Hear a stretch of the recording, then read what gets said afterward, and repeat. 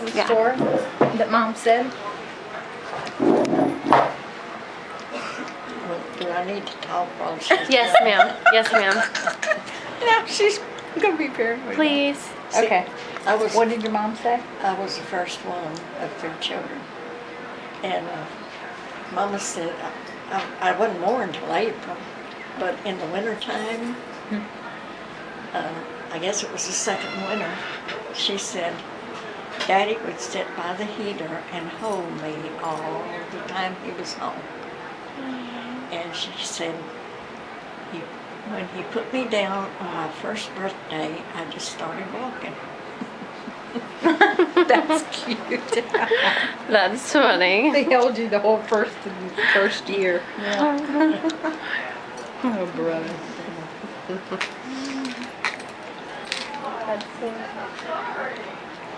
Wow.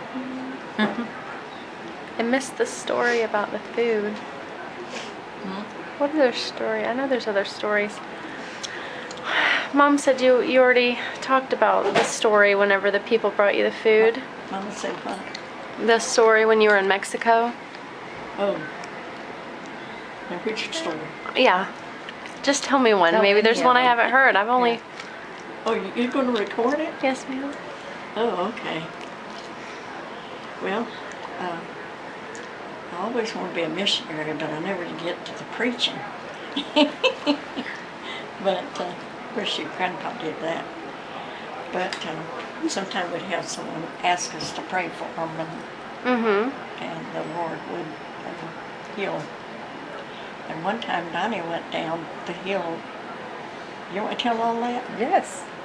He went down the hill, just a little bitty hill from where we lived in Mexico, to see that lady. She was an elderly lady, and she had trouble with her feet. And he talked to her. He'd go down there and talk to her and visit with her son. So he went down, and then I think I knew he was down there, but then he came back home. He didn't say anything special to me. And then about a half an hour later, the lady came up there, and she said, you know, I didn't know that God answered little kids' prayers. And he was about 8 then, I think. And she said, Donnie came down there and said, my feet, legs were hurting. And what else I see? Something, stomach, her stomach. And she said, he said, I'll pray for you. So he prayed for her. When she said stomach, he prayed for her. And she said, you know, the Lord healed my stomach and my legs. They don't hurt at all anymore. She was... God answers everybody's prayer. Young or old. Yeah, she didn't know that he'd answer little children's prayer like that. That's well, if you have faith. If you have faith, the Lord There's a mustard. Well, and we're supposed to have faith like a little child. Right. And pure faith. then we lived in a little house down further, closer to Ensenada.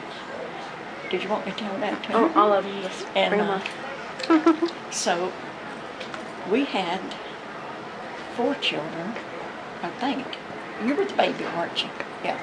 Anita was the baby. And she was about 3 or 4 years old then. And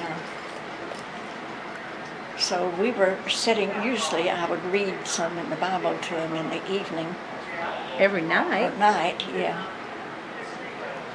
And we would talk, you know, and about the Lord and discuss things.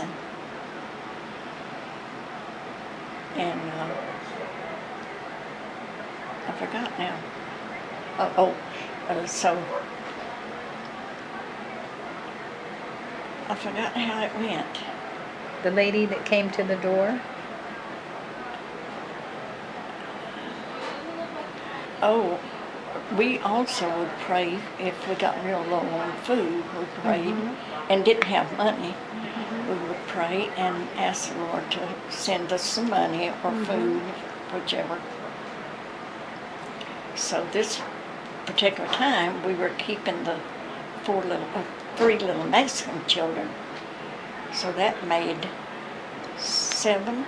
Orphans. Mm-hmm. That's 3 little, yeah. They weren't orphans. Plus They our had a kids. mother, but they were real bad sick.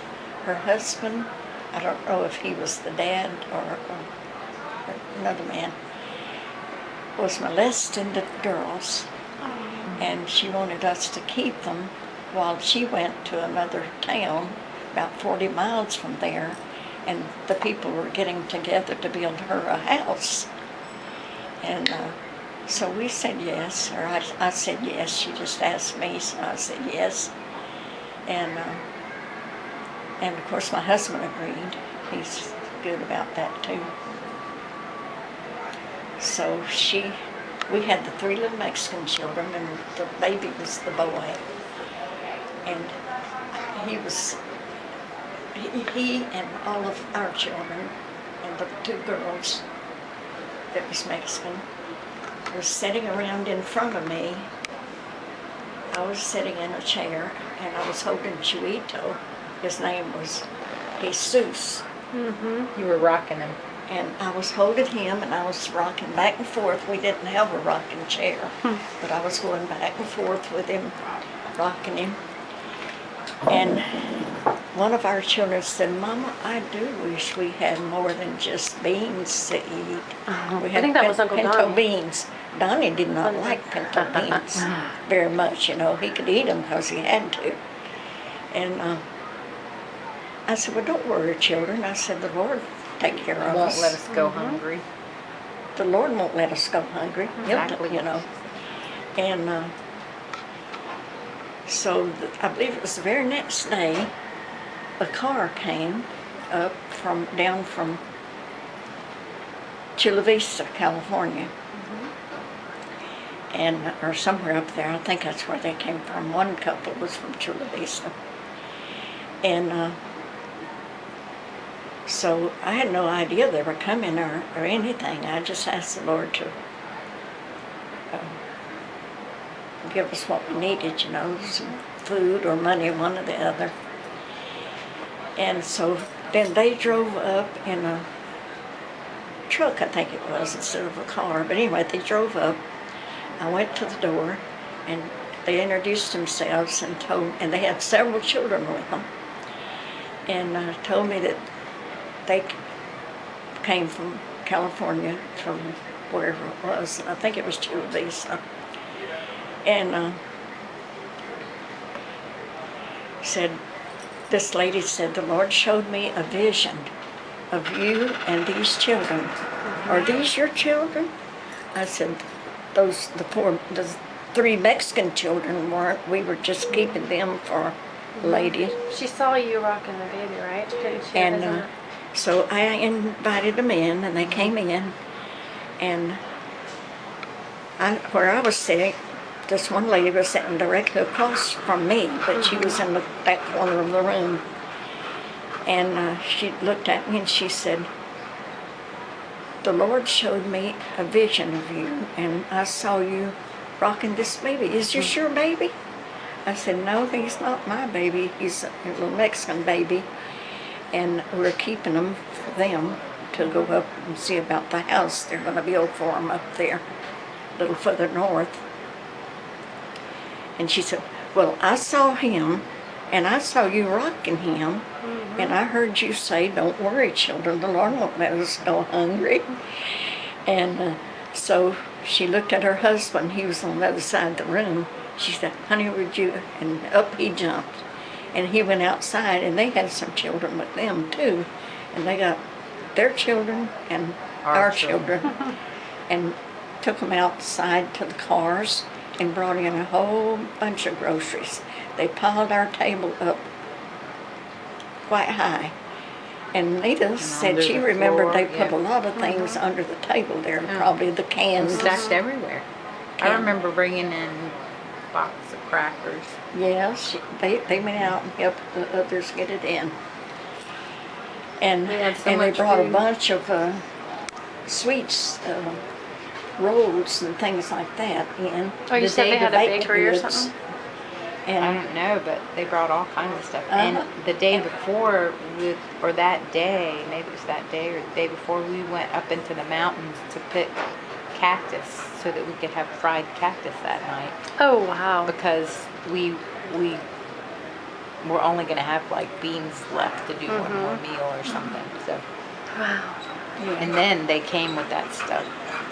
yeah, and when the children saw all of the stuff on the table, one was a big box with bakery goods, sweets, you know, and one of them said, "Mama, can I have a sweet roll?" Or I said, "Sure, go ahead and get you one." So, because they were so hungry for something like that. And Mom opened me a big can of peaches.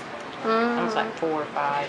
I remember those peaches, and that can looks so big. Oh, This is all mine if I wanted it. So they wanted to open a can of peaches right away too. I didn't blame her. She said, y'all can open any, when the people left, she was like, y'all can have anything you want.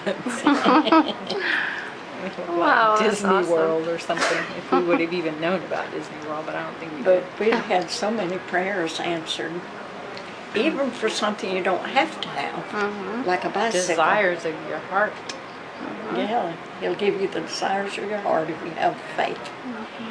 But now, I don't know whether he'd always say you can have all the candy you want or not. He might would.